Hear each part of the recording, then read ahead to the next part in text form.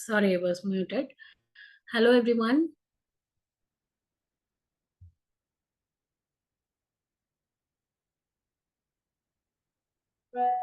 Yeah, hi, Priya. Hi, Lena. Hi, Rumit.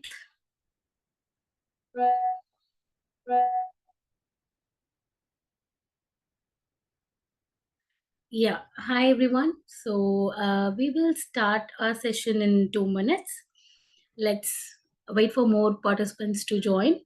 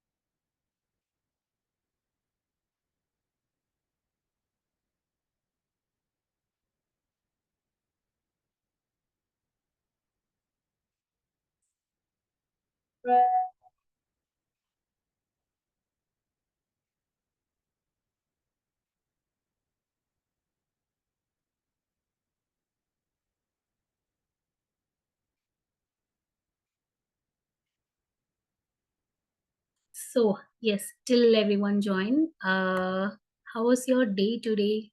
How was everyone doing?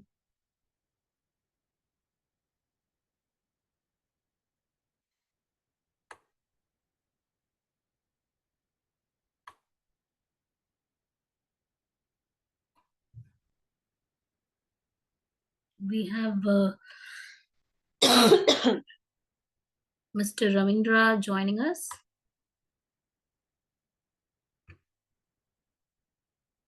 Yeah, Priya, doing good.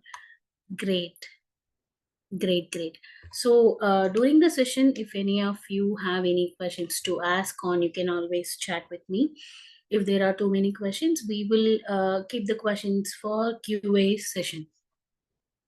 So I really hope the session to go well and to help you with managing IBS.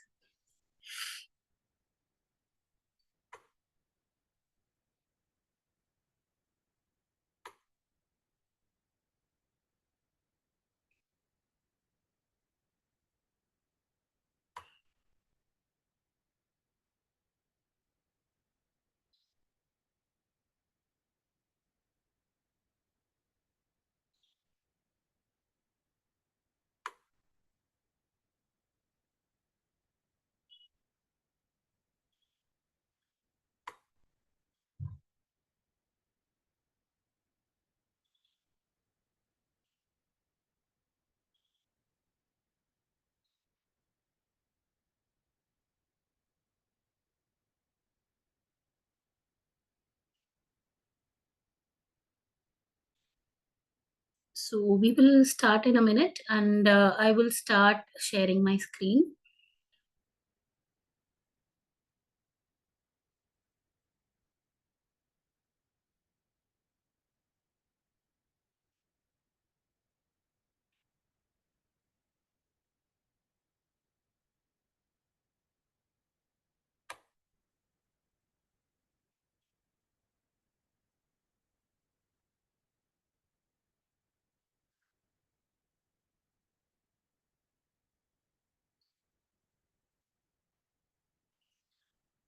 Yeah, role of a sugar in IBS.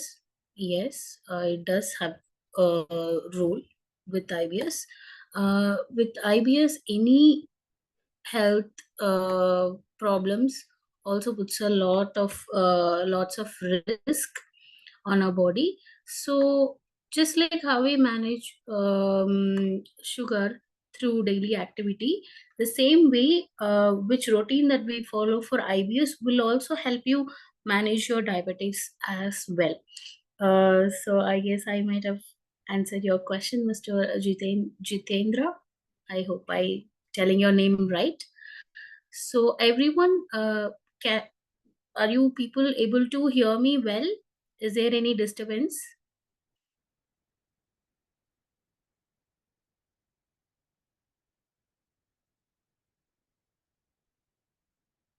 Okay, okay, okay. Let's start our session. So today's session we will be speaking about managing IBS and power of building a routine. So today I'm your what is it, a host, Priyadarshini, and I have done my psychology background. I'm from psychology background, and I'm a wellness coach in Daily Bloom IBS. I also have a co-host with me. Her name is Deepika, and she's there hosting the webinar. So let's dive into our session.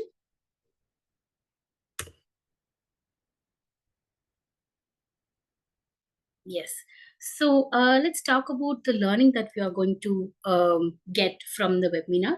The first learning is we will be able to understand how positive habits, how making positive routines helps us in managing IBS and our overall wellness. It's not only about IBS, it also about our overall wellness.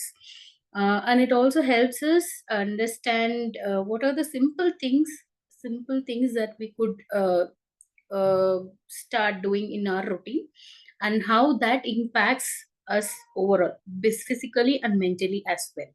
So this will be your learnings and takeaways from today's session. So yeah, moving on to the next slide. Yeah. So we all know about IBS and what causes IBS. Actually, there is no one particular reason that causes IBS. It's a multiple factor that plays a role when we are diagnosed with IBS. And IBS is a lifestyle problem. So when we look into cause and triggers, you can see there is any bacterial infections in our gut, in our intestines, and even with kidneys. It triggers IBS. Stress and anxiety, again, it worsen the IBS, and it disrupts, and it plays a vital role in managing IBS. When we speak about food, again, the main thing, any trigger from food will also end up having a flare up. So these are the cause and triggers. When we move on to symptom, we will see abdominal pain after having a certain type of food, or abdominal mild to moderate pain while passing stool also is observed. We can see gastric issues, acidity, bloating. We also, the main thing which we see is there is a change in bowel movements. We either have a type of diarrhea or constipation, or both, mixed of both. So these are the symptoms and triggers which we already know about IBS. So diving into today's session, we will touch and speak about stress and IBS. Like we said, stress plays a very important role in IBS. So what is stress? So any imbalance created between our body, mind, and brain, that is stress. And when stress sets in, when we are already having IBS, it creates a lot more issues, and it gives rise to triggers. We all know about, we have learned about gut brain axis, gut, brain, and spinal cord. All three are interrelated, interconnected, and they speak to each other. They pass message each other. So if any one gets disturbed, irritated, or if one gets out of the line, out of the track, it goes out of the track. Other two also goes out of the track. That is how we end up worsening our triggers and flare-ups as well. So that is how managing stress becomes a vital part in our life with managing IBS. So when we speak about IBS and stress, there is this 40 to 60% of IBS patients, they report of stress or anxiety as major triggers for their symptoms. So maintaining and managing the stress levels helps us with managing IBS. So that we all know. So when we speak about routine, what routines are we supposed to follow? Why routines are going to help us? Why do we have to actually follow a routine? So why routine matters for IBS? Not only for IBS, when we speak about routine in normal, it helps us focus, it helps us organize, routine helps us understand which everyday activity has to be done in what time and when, right? The same way, when we are following a routine in while we are having IBS, we have to follow some certain routines. And what are these routines going to help us? First thing, it going to help us in aids us in digestion. The second thing, it boosts our gut and brain connection that we just speak few minutes before. So by giving a lot of boost to the connection, we are also trying to reduce the IBS symptoms. Third thing, we will be able to improve our sleep. Many people have difficulty falling asleep, and they have difficulty maintaining the sleep. So when we have a proper routine, we will end up achieving a great sleep, and we will end up waking up with a refreshed, very calm, relaxed mind. And finally, it helps us reduce our stress. So whatever I have put here is the top four reasons why we have to actually follow a routine, why actually routine matters. But there are some other points as well. I really want you to go back, try researching, try understanding much more about the routine, because very simple thing, very simple routines which we do in our everyday life helps us and gives us a best relief. So first routine that which we are going to speak about is morning routine. Start your day right. So how are we going to start our day right? First thing, hydration. So when we speak about hydration, we everyone keeps speaking about hydration and hydration. What does hydration actually does to our body? So when there is a less water content in our body, it helps. It gives us physical symptoms of headaches, even to some extent stomach aches. We will not be able to understand whether this is actually because of some disease or some symptoms, or because of water. So that's why our parents, when we complained, they say first try drinking water. Let's see if it is not settling down. That is why that is when we go to a doctor, and then we understand, okay, something else is wrong with us. So hydration is very first and foremost thing that you do have to do after you get up. So with hydration, what you can do, you can take a little warm water. Don't take hot water, boiling water. Take a warm water, add honey to it, add ginger to it, or lemon to it, or even ajwain, or cumin seeds to it, as per your dietary intakes, prescribed dietary intakes. It helps us and aids you with the better digestion as well. Okay, so hydration is first. Then we speak about balanced diet. Yes, our diet is very and foremost and very important thing that we have to keep an eye on when we are trying to manage your IBS symptoms. Um, Focusing on IBS friendly fruits, that is low FODMAP foods, fruits, scrambled egg, avoiding high fat. All this is a balanced diet. So we have a meal plan, and sticking on to that meal plan and start preparing for the meal to be done for the day is also included in your morning routine.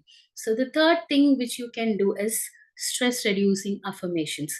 When you start reciting positive affirmations, just like it is quoted here in the slide, I'm in control of my body and I feel calm and healthy today. So, why do we have to actually do positive affirmations? Even though you're starting your day with a low mood, when you start making these affirmations, when you start telling it out loud from your mouth, it always I always believe that our thought has a very powerful tool to change the reality, right?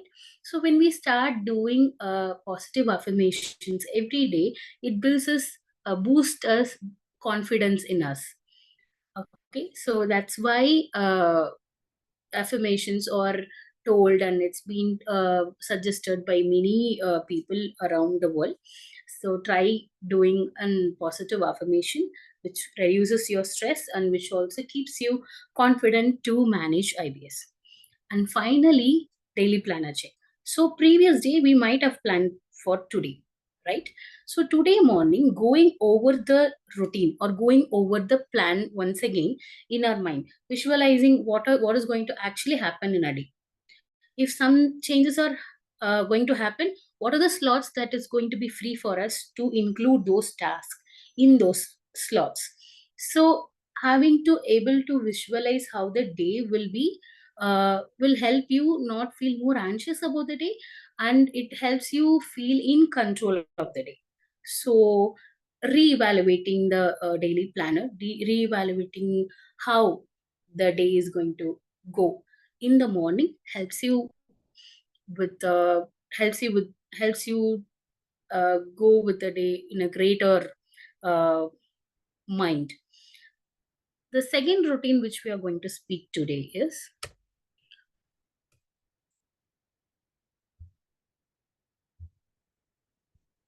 uh, if we're going to the second routine, I would like to speak about mood enhancing checklist. So what is mood enhancing checklist? So there have been a lot of studies has been done, and in the studies it's told and it's proven, after waking up for 10 minutes, in showing ourselves in the sun at least for 10 to 20 minutes helps us instantly boost our mood, right? So what happens is, not just any light, just you might say, okay, let me on the light in my room and let me sit for some time. Is it going to help? No. Is it going to help by seeing the phone or seeing a TV? The light which is going to come from that is going to really help me? No. The vitamin C or a particular hormone that is created when you're out in the sun is going to help you increase the temperature in your body. When the temperature is increased in your body, it helps with your mood enhancement. For mood enhancement, you can also start doing exercises, very simple stretches, which you can start doing, and you can end up having a higher intensity workouts as well. So why do we do all that? Why do we have to expose ourselves for light? Why do we have to increase our body temperature? Why do we have to work out or exercise in our morning routine? Why do we have to do that?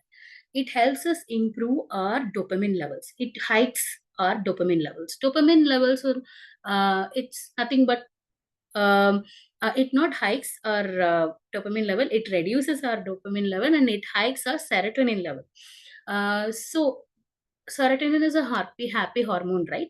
So when we are able to bring this serotonin level to a hiked stage, it helps us uh, go through the day in a happier, in a relaxed mood.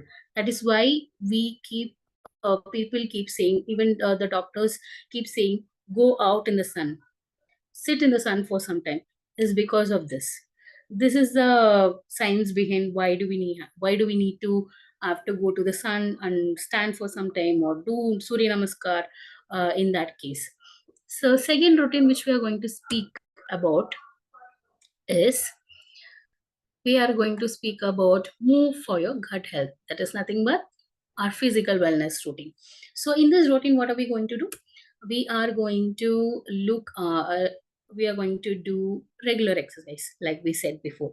What are the exercise that we can do? I'm having IBS. I'm not able to do much but much heavier, harder workouts or weight management or weight trainings, it is very difficult for me, or I'm not able to do hit workouts, high intensity, high interval training.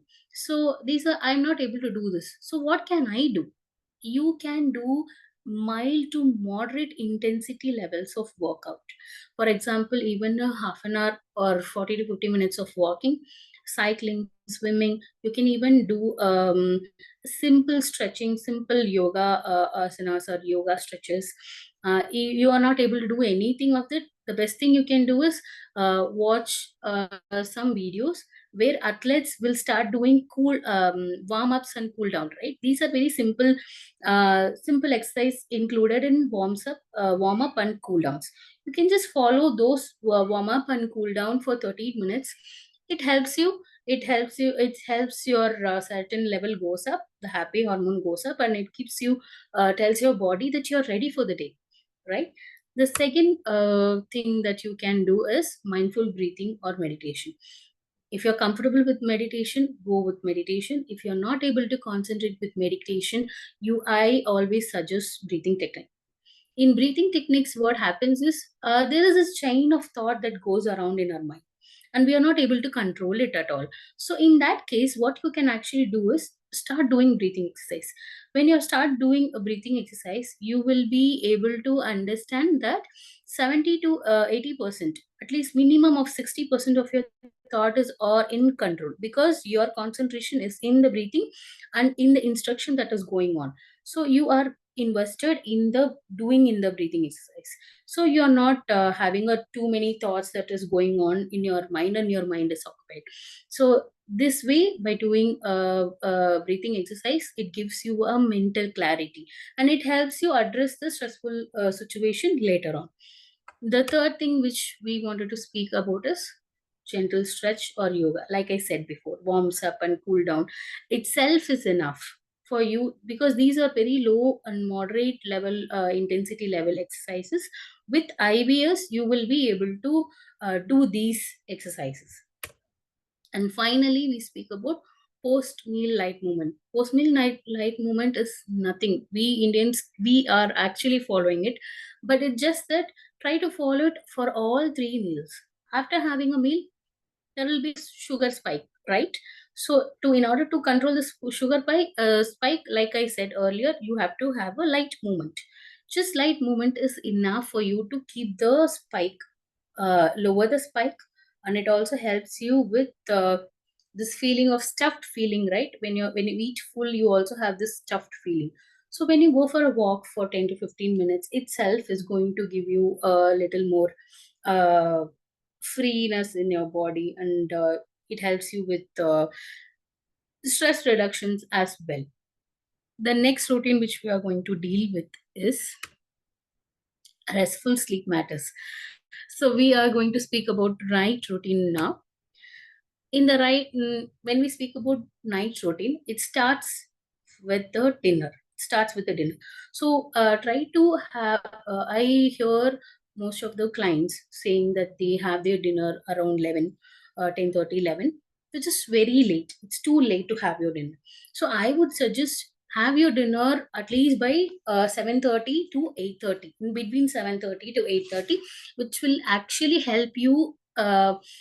It will have a little time for your digestions to start properly, so that with people who have acidity, when they have late dinners and when they go to bed right after that, acidity and the gastric issues actually goes up. So what we can actually do to control is to have push our dinner as early as possible, and then maintain sleep hygiene. Sleep hygiene is nothing but having a consistent bedtime. Like I'm going to bed at 10:30 every night, every day. That is consistent. So you go to bed by 10:30 every day. Then you also make sure that your room is cool.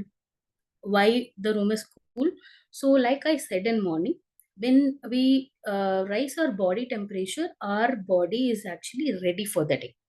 Okay. When we try to cool our body down, what happens? It is ready to rest.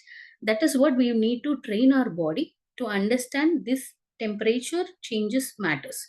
So when you go to your bed, make sure that your room is little cooler and it's dark, it's quiet, and take start sitting down. You can even start massaging your legs, your hands. Think about relaxing throughout the body before you sleep. When you do, even when you can do breathing exercise, when you do breathing exercise, it helps you calm down. And when you start calm yourself down, when you feel relaxed, automatically you will sleep very in a very good, you will end up having a good quality sleep. The next thing is limit screen time. So when we say that I go to bed by 10:30, let's say by 9:30 we have to reduce the screen time. It can be phone, it can be tablet, it can be even the TVs. Try avoiding the screen lights which are going to signal your body that you are in morning, you're not in the night. So we don't want that cycle to get disrupted. So don't use it, to avoid using it. I would say don't use it at all. So some people have told me that they have difficulty maintaining the sleep, and they wake up in between. And when they wake up in between, they are feeling very they aren't able to go back to sleep once again. So I asked them, what do you do after you wake up? What do you do and you're not able to when you're not able to go back to sleep? What do you do? They say, I take my phone, I try to read something from the phone. So when anyone tells you when you're not able to sleep properly, try reading something. Try reading physical book, not from your tab or a Kindle or your phone, because that again is going to give you a lot of white lights, which is going to keep your body awake. The next thing is prepare for the day. Like we said, what do we have? What all has to be done in the next day? So start preparing. Start maintaining a journal, which is also a very good habit. Then finally, gratitude reflection. Think about what are the good things that has happened. What are the things that you are gratitude, you're thankful for? Think about this, because these are going to give you a positive feeling in your mind, and it's going to keep you relaxed and calm before you sleep. Then nutrition routine. Nutrition routine, you don't have to feel where should I am I getting all the nutrition? Where should I be going? So here in Daily Bloom, we have nutritionist and we have our wellness coach who will be helping you with the nutrition routine and the meal plan and the diet plan as well. So in the app, if you would see, you will be able to have options to chat with wellness coach, nutritionist as well. So whenever you have doubts, whenever you have you're not clear about things that are going around, you wanted to talk to someone, you wanted to eat from out, so you wanted a suggestion from your nutritionist, you always have a option to chat with us. Then if you see, there are some more things in our app which you can actually utilize to the fullest. One thing is the meal plan. Once you start our program, 14-day program, you will start having a meal plan which is done by your nutritionist, very curated, personalized for you. You can start logging into it also. So by logging into it, you are keeping a record of what you are actually having. So if you have a flare up that day, we'll be able to understand what is the food that is actually causing you the flare up. The same way, you also have an option for mood. So when you start recording your mood, whenever you feel overwhelmed, whenever you feel stressed, whenever you start recording these, you will be able to understand whether the flare up, the trigger is actually stemming from the mood changes or from the dietary changes. So the next thing, we have an option called Zenbox. In Zenbox, you have different types of breathing techniques, instructions, and videos, which are very useful for you to follow. Initially, when you follow it, it's overwhelming and you feel, why am I doing it? It's doing nothing. But when you start doing it in for a longer run, you will be able to relax as soon as you start doing breathing techniques. That is what we are trying to push and make want you to achieve. Relax as much as possible in a very little time. That's what we are trying to do by doing breathing exercise every day. And finally, you also get a progress report. What does this progress report tells? It tells about how was your IBS score when you started the program, where are you, how many episode you have, how is your wellness, and how is your meal plan, whether you are able to follow the meal plan, whether you are able to follow the wellness plan as well. So these are going to show you a tracker, and it helps you understand yourself better. And yes, now that we have come to an end of our session, if you have any questions, you can throw up in the chat section. Anyone?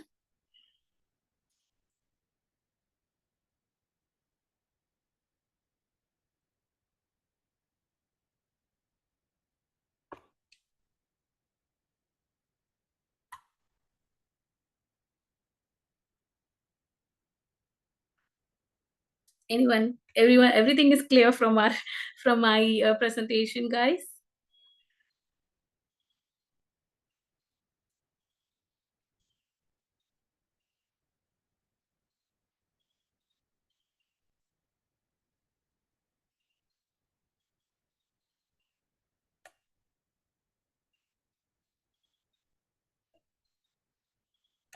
Okay, there is a message saying, yeah, is IBS serious?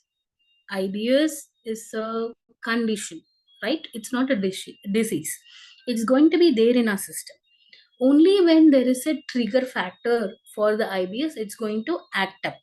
Okay, so what we have to focus is on to manage the IBS throughout our lifetime, making sure to understand what is actually good for us to eat, what is a good routine to follow. By doing this, IBS can be managed. And IBS is not a serious problem like an allergy. For allergy, you have to get the treatment immediately, and it's a something that attacks our immune, and it's very complicated thing when we speak about allergy. Unless IBS is a condition, yes, you do have flare-ups, yes, you do have mild to moderate stomach pains, yes, but it is very manageable. It's not that stressful. Why is it creating constipation? Yes, like I said, there is no particular point or uh, cause, particular cause for our IBS. IBS could be genetic, it could be environmental factor. We don't know when, where it is stemming from, right? It could be a multiple reasons, like we said in a previous slide. You could have seen different types of infections, dietary changes. So any of this could be a reason that you end up having an IBS. An IBS symptoms are diarrhea and constipation. So we don't really know the proper exact reason for it, but it could be a dietary change or an infection, or it could be also be a stress factor. In is IBS constipation curable naturally? So when we, like I said, IBS, when we speak about IBS, it's a condition. So it is not a one time cure that happens for IBS. We have to focus on managing IBS so that there is no trigger, and it IBS doesn't accept, comes to our system and acts up. Any treatment for IBS? Yeah, the treatment is, like I said, uh, having a good routine, having to eat healthy, and understanding what are the trigger food items, and even the trigger food items, what quantity in till what quantity you can consume, understanding that, and having your stress levels under control are the treatment for IBS. Have I answered your questions? Okay. Okay. Okay, guys. I guess we have come to the end of our session. So be positive, and have try to complete the journey of 14 weeks. And I'm really, really thankful for all the participants here, and I'm happy that you are also actively participating in our session. And also thank you for IBS Daily Bloom IBS app for giving me an opportunity to conduct this webinar.